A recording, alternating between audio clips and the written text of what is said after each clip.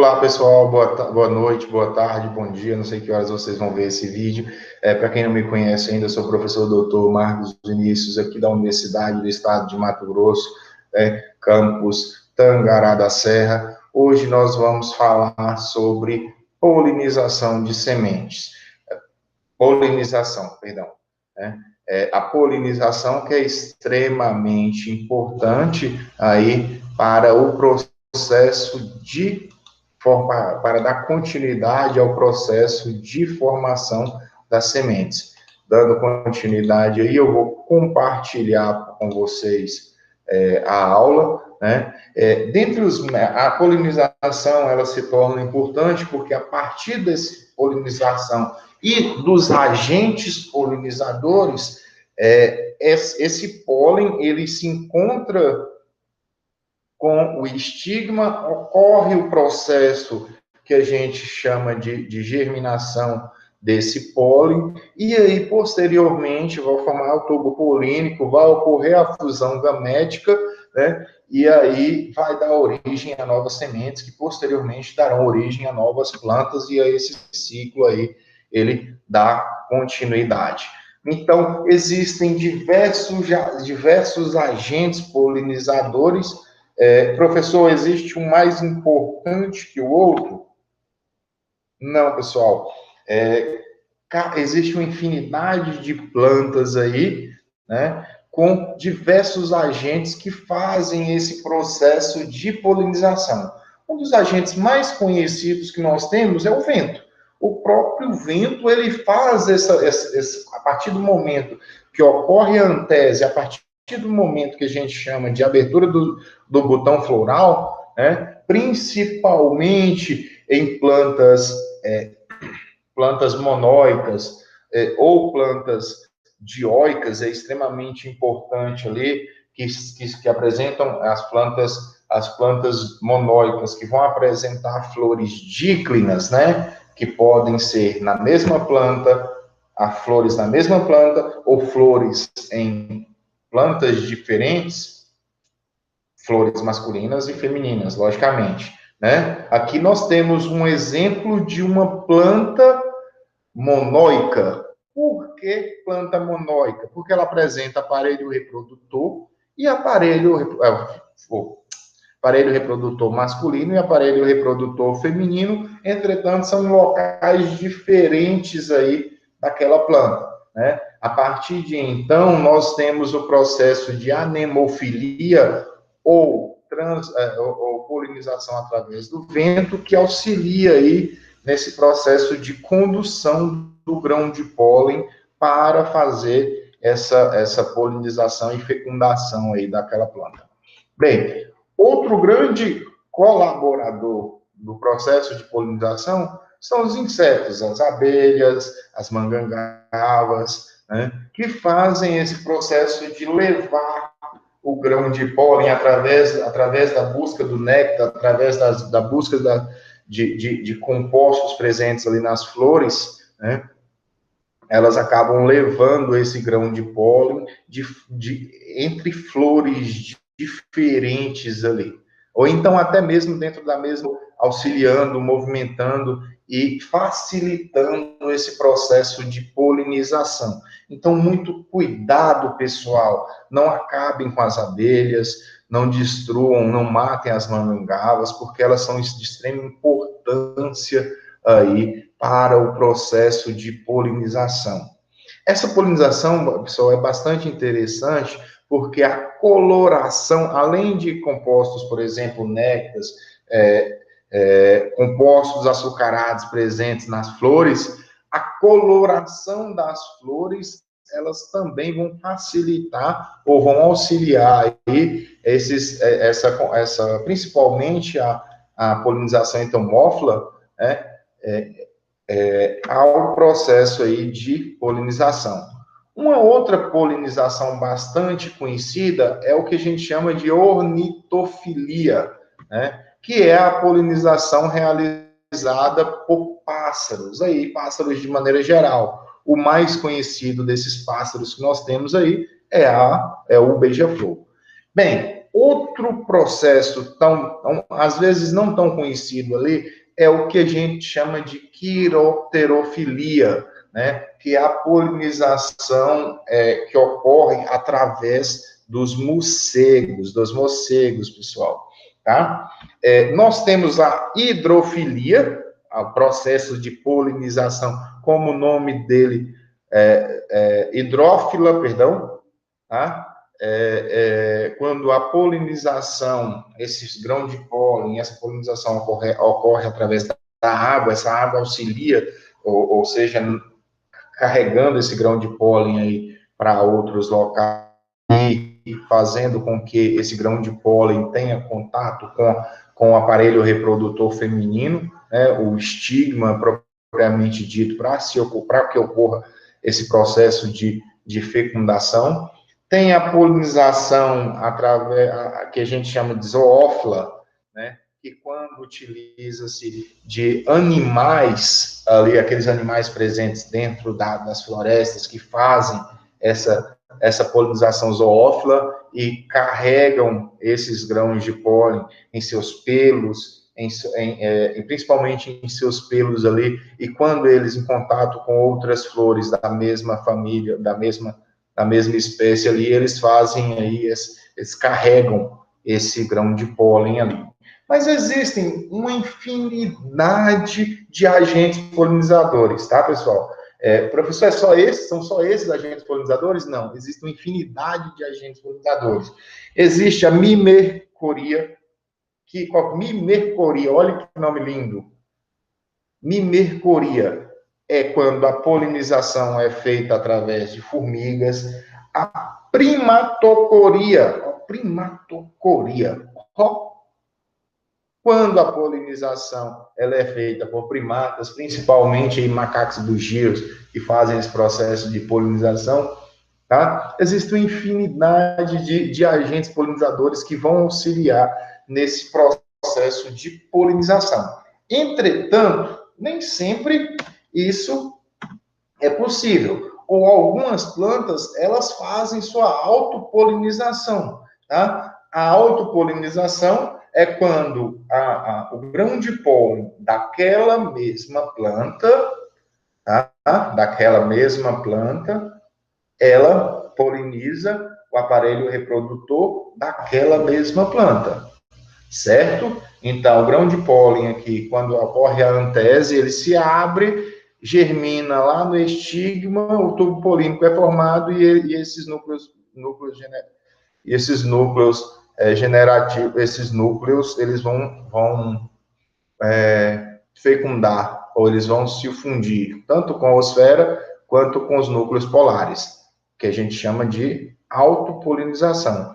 Isso ocorre em plantas hermafroditas. Essas plantas hermafroditas, elas apresentam flores monóclinas. Lembram do que foi falado na aula anterior? Um outro método também de polinização, e aí utiliza-se desses outros agentes polinizadores, é quando ocorre a polinização cruzada, seja dentro da mesma planta, né?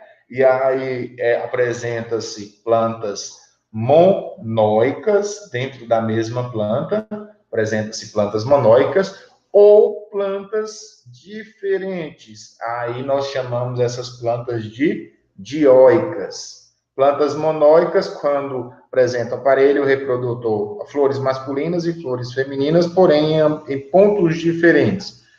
Plantas dioicas apresentam apenas flores masculinas,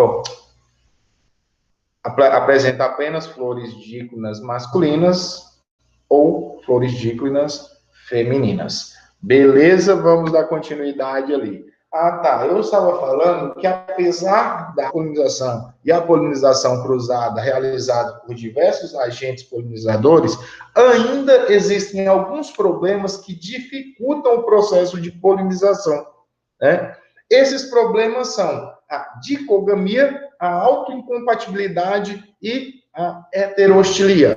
O nome da autoincompatibilidade já diz, né? O grão de pólen daquela espécie, daquela planta, ela não consegue polinizar a mesma planta, tá? Então, a mesma planta ali. E, geralmente ocorre em algumas flores monóclinas. Esse grão de pólen, ele é incompatível com o, com o aparelho reprodutor feminino. Entretanto, ele pode ser compatível com o aparelho reprodutor feminino de outras flores, de outras plantas, logicamente dentro da mesma família. E ainda existe aí a dicogamia e a heterostilia. Que nomes bonitos, olha que legal. A dicogamia, pessoal, é quando ocorre diferença na maturidade da antera e do estigma, né? Então, a antera, ela amadurece primeiro que o estigma, ou vice-versa. Quando os estames, eles amadurecem primeiro e liberam um grão de pólen antes da maturação do estigma, né? Por exemplo, algumas espécies de milho, alguns híbridos de milho, por exemplo, cebola, nós chamamos isso de protandria.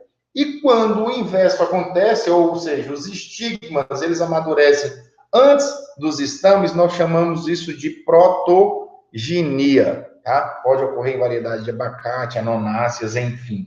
Isso é o processo de dicogamia. Existe diferença sexual, né, na maturidade da antera ou então do estigma. Pode ser protandria e pode ser protoginia. A heterostilia, ela ocorre numa mesma população, quando ocorre numa mesma população, existem flores com estames e pistilos diferentes. A heterostilia, ela é dividida ainda em longistilia e brevistilia.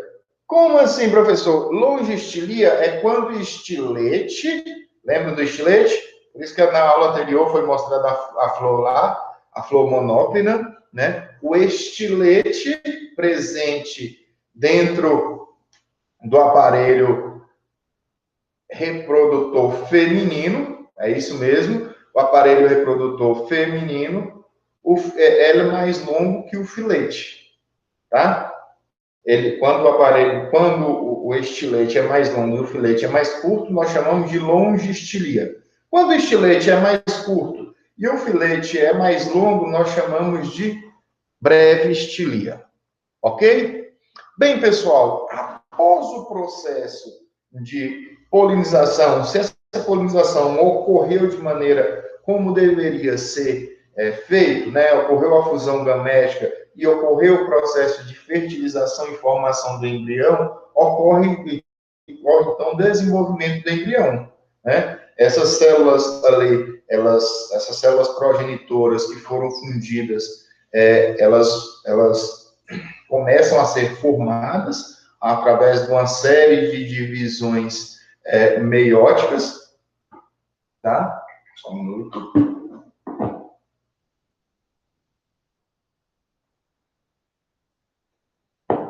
E a partir de então, quando essas células atingem seu limite máximo, então, a partir do momento dessa diferenciação dessas células, da formação dessas células, elas, durante o processo inicial, elas são formadas e aí elas começam a se desenvolver, né? Inicialmente, tanto as mono quanto as dicotiledôneas, elas são bastante similares. A partir de um determinado momento, elas vão se diferenciar. Qual é essa diferenciação? Nas monocotiledôneas, um desses cotilédones ali é digerido e essas estruturas presentes dentro desse cotilédone, nas monocotiledôneas, um desses cotilédones ele é digerido e essa estrutura esse material ele vai ser usado, né, para formar algumas estruturas presentes que são características das monocotiledôneas, que é a coleóptila, tá? A coleóptila é aquela estrutura que vai proteger, que é formada durante o processo de formação das monocotiledôneas, para proteger as plúmulas no processo de germinação, que a gente vai ver mais à frente. No desenvolvimento das dicotiledôneas, o que vai ser digerido é o endosperma, ou parte desse endosperma. Então, as reservas, elas vão ser armazenadas nos cotilédones. Então, durante o processo de formação do embrião, né, vai formar as radículas, ou o que a gente chama de radícula raiz rudimentar, vai formar o hipocótilo, vai formar os cotilédones, se for uma de cotiledônia, vai formar o endosperma não, perdão, ou o cotilédone, tá? Vai formar o epicótilo e forma ali as plúmulas, como a gente tem aqui nessa imagem aqui. Então, forma-se o hipocótilo, aqui nós temos uma imagem de uma dicotiledônia, como vocês podem ver os cotilédones ali, né? É formado o hipocótilo, é formado as raízes primárias, ou chamado de radícula, que posteriormente vai dar origem à raiz primária, é formado as plúmulas, tá? Aqui fica mais fácil de visualizar. É formado essas plúmulas, né? É formado a radícula, essa zona meristemática da radícula, e o caulículo, né? Aqui. E, logicamente, todo o cotilédone ali, que são tecidos, é um tecido de reserva que vai armazenar nutrientes para nutrir, logicamente, essa plântula que está sendo formada, que vai desenvolver ali. Também nós temos a formação dos tegumentos ali.